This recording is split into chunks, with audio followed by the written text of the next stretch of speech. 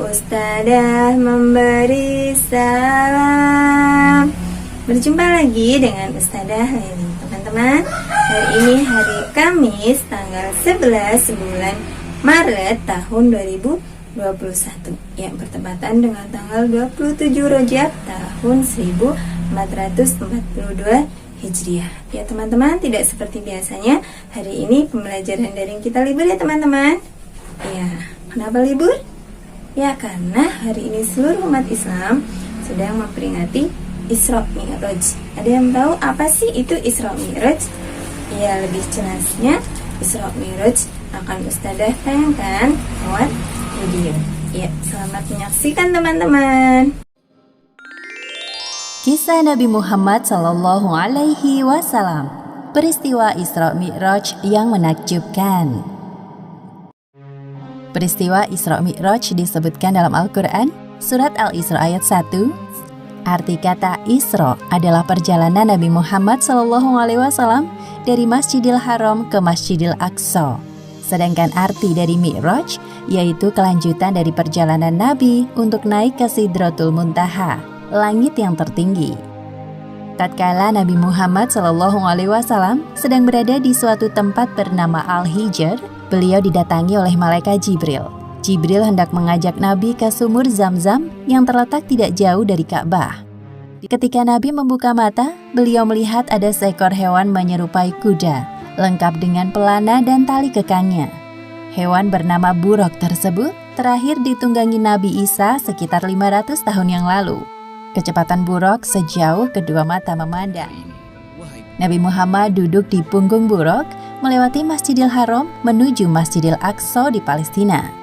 Jibril mengajak Nabi untuk sejenak melupakan kota Mekah yang penuh masalah.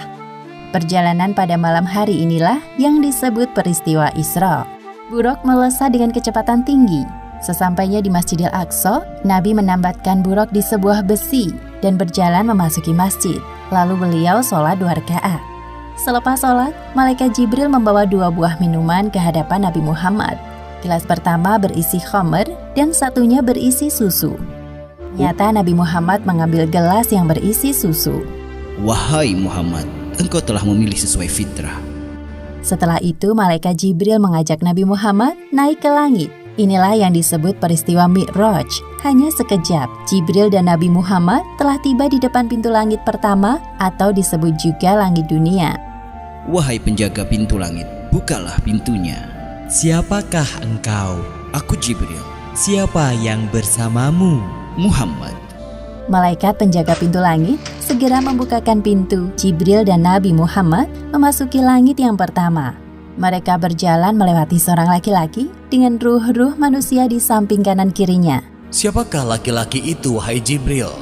Dia adalah Adam, manusia sekaligus nabi pertama di bumi.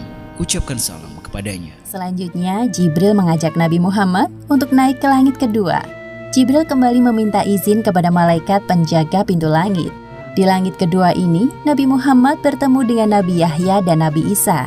Kemudian Jibril mengajak Nabi Muhammad untuk naik ke langit ketiga. Di sana mereka bertemu dengan laki-laki yang sangat indah parasnya. Wahai Muhammad, inilah Nabi Yusuf, sapalah beliau. Assalamualaikum, wahai Nabi Yusuf, aku Muhammad. Waalaikumsalam.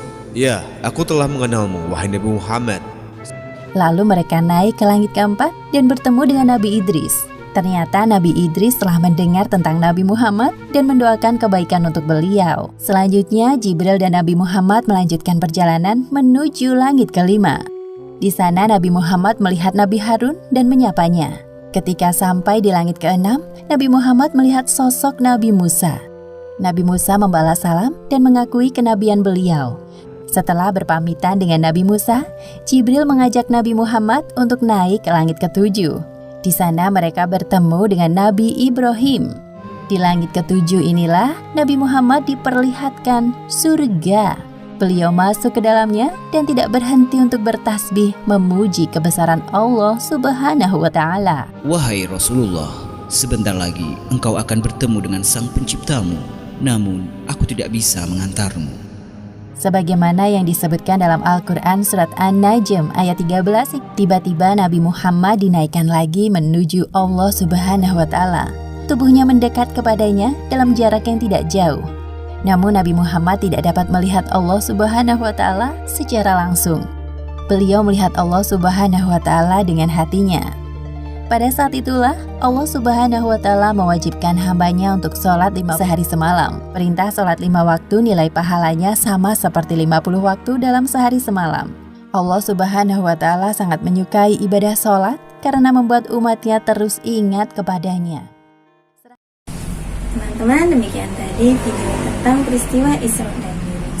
Ya, teman-teman, segala sesuatu yang Allah kehendaki bisa saja terjadi. Ya, seperti halnya dengan peristiwa Isra dan Mi'raj. Dengan waktu yang sangat singkat, dengan waktu yang begitu cepat, Allah mudahkan Nabi kita Muhammad SAW untuk menuju ke Sidratul Muntaha atau ke langit 7. Ya, teman, masih ingat kendaraan apa yang tadi digunakan oleh Rasulullah untuk menuju ke Sidratul Muntaha? Iya, betul sekali, yaitu buruk, sejenis kendaraan mirip dengan kuda, tetapi bukan kuda, dia langkahnya lebih cepat. Ya, teman, sebelum Ustazah akhiri, biar kita selalu ingat dengan peristiwa Isra Mi'raj, Ustazah akan mengajarkan kalian tentang lagu Isra Mi'raj. Lagunya seperti ini, teman-teman. Isra itu perjalanan Nabi dari Masjidil Haram ke Masjidil Aqsa. Mi'raj itu perjalanan Nabi dari Masjidil Aqsa ke Sidratul Muntaha. 27 Rajab Nabi berisra Mi'raj, ditemani malaikat Jibril, naik burak untuk bertemu Allah, menerima perintah salat 5 waktu.